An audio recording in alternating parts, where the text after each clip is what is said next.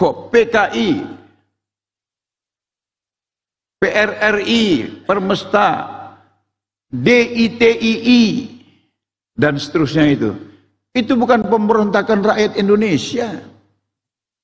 Nggak ada pemberontakan Islam di Republik ini. Jangan sekali-sekali bilang DITII itu pemberontakan Islam. Salah. Saya punya data.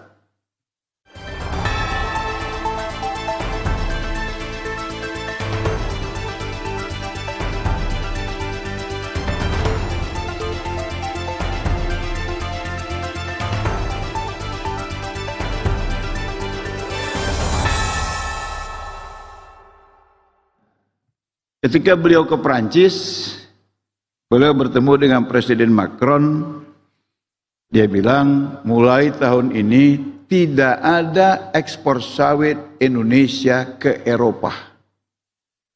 Rupanya Macron yang selama ini selalu menjadi ketua tim, membuat persyaratan macam-macam untuk sawit kita, ketakutan. Jangan gitu Pak, kita bicarakan lagi. Mohon maaf, itu sudah diputuskan. Beliau memastikan paling lama 4 tahun lagi Indonesia akan swasembada energi. Ternyata sawit, singkong, rumput laut itu bisa dijadikan bensin dan juga biosolar. 8 tahun ke depan kata beliau, siapapun presidennya, Indonesia akan menjadi pengekspor energi terbarukan terbesar di dunia. Upaya untuk swasembada pangan, swasembada energi, swasembada air yang itu nanti dibungkus dengan hilirisasi dan industrialisasi, ini dampak politiknya besar sekali Pak. Kenapa? Karena mereka yang selama ini mendapat keuntungan dari ekspor barang-barangnya ke Indonesia, itu akan kehilangan peluang. Lalu apa yang akan mereka lakukan? Mereka akan mengganggu stabilitas di dalam negeri kita. Yang kita tahu stabilitas itu menjadi syarat mutlak untuk mengembangkan apa saja yang bersifat menguntungkan bagi bangsa kita. Beliau bahkan memaparkan, kok PKI, PRRI, Permesta, DITII, dan seterusnya itu bukan pemberontakan rakyat Indonesia. Nggak ada pemberontakan Islam di Republik ini. Jangan sekali-sekali bilang DITII itu pemberontakan Islam. Salah. Saya punya data. Bahkan itu pemimpin-pemimpin kelompok yang pakai jenggot, pakai sorban itu, di DITII itu, beliau sudah pastikan semuanya bermata biru. Sama dengan yang ada di Papua. Semua penggerak, semua provok yang ada di Papua itu bermata biru. Apa yang mau disampaikan? Bahwa hilirisasi, industrialisasi akan membuahkan infiltrasi yang memprovokasi kelompok-kelompok tertentu melakukan gerakan-gerakan yang arahnya menimbulkan kekacauan, meretakkan persatuan. Jadi di poin pertama yang menjadi concern beliau bahwa kita harus kompak, nggak usah lagi macam-macam, ini akan terganggu. Karena itu mari kita sama-sama dengan bidang yang ada sama kita, menggunakan bahasa agama kita masing-masing untuk menyadarkan pada gerakan-gerakan itu. Jangan lagi terpengaruh, itu sudah pernah terjadi pada masa PKI, itu sudah pernah terjadi pada masa PRRI, itu sudah terjadi pada masa DITII, yang lukanya sampai sekarang belum sembuh. Padahal tujuan mereka cuma satu, agar energi kita terkuras, pemimpin kita tidak kompak, dan pembangunan yang kita lakukan menjadi terhambat. Udahlah. Beliau kasih contoh begini Pak. Sebelum stop ekspor CPO, sebelum hilirisasi,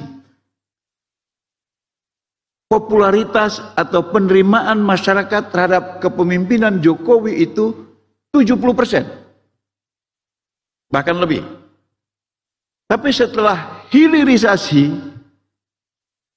maka serangan terhadap Jokowi menjadi besar. Yang memberikan pujian, yang memberikan penerimaan terhadap kepemimpinan Jokowi 70%, rakyat Indonesia. Yang kemudian menyerang Jokowi sehingga popularitasnya nggak sampai 50% juga rakyat Indonesia. Pertanyaannya, yang mainkan siapa? Beliau jawab, yang memainkan adalah pihak-pihak yang keberatan dengan politik Jokowi yang belakangan setuju dengan hilirisasi, setuju dengan industrialisasi. Dan menurut beliau, skalanya ini akan semakin besar. Skalanya akan semakin tinggi. Karena beliau mau stop. Beliau dengan bahasa diplomatis mengatakan, udah berapa puluh tahun Jepang kirim motor ke Indonesia, kirim mobil ke Indonesia, kirim komputer ke Indonesia. Tapi Menteri Perdagangan bilang, pisang kita nggak boleh masuk ke Amerika, tidak boleh masuk ke Jepang. Itu kan bahasanya tinggi, Pak. Kalau kami orang Medan, itu bahasanya beda itu. Kalau pisang aja nggak bisa masuk, yang kasih masuk barang dia. Itu bahasa Medan, tapi ini bahasa beliau sangat tinggi. Beliau cuma bilang seperti itu. Karena itu, semua aparat saya, menteri, wakil menteri, kepala badan, wakil kepala badan, eselon 1, nanti tidak boleh lagi naik mobil impor. Semua aja harus naik mobil Maung buatan Pindad. Dan anti peluru, dan nggak mati kalau ditembak orang itu katanya. Tapi eselon 2 belum katanya. Berarti Kanwil belum dapat itu loh. Kalau Dirjen ini dapat semua nih, Maung. Kita senang lah Pak Sekjen. Bisa buka kap di atas kita gini-gini kan sama santri-santri itu ya kan. Nah, ikut-ikut beliau lah gayanya gitu. Jadi ini sangat penting menurut saya. Bagaimana kita merumuskan kebijakan itu. Nah sekarang, kata beliau, Wapres dihajar, Pak Jokowi dihajar. Paham nggak mereka bahwa itu cuma sasaran antara? Kalau itu mencapai tujuannya, siapa yang akan dicari lagi? Ya siapa yang bekerja sama dengan itu? Yaitu saya. Saya sekarang dapat mandat dari rakyat Indonesia. Maka itu akan menjadi satu faktor menghambat keinginan kita untuk mensejahterakan rakyat Indonesia. Karena itu udahlah. Bagi kita, ayo kita gunakan bahasa agama untuk melakukan pencerahan-pencerahan kepada mereka. Sekarang saatnya sudah tidak ada lagi. Kita kompak-kompak, mari kita bangun sama-sama. Kalau ada hal yang kurang cocok, beliau mengatakan, ya udah bikin saja pointernya, atur waktu, saya terbuka.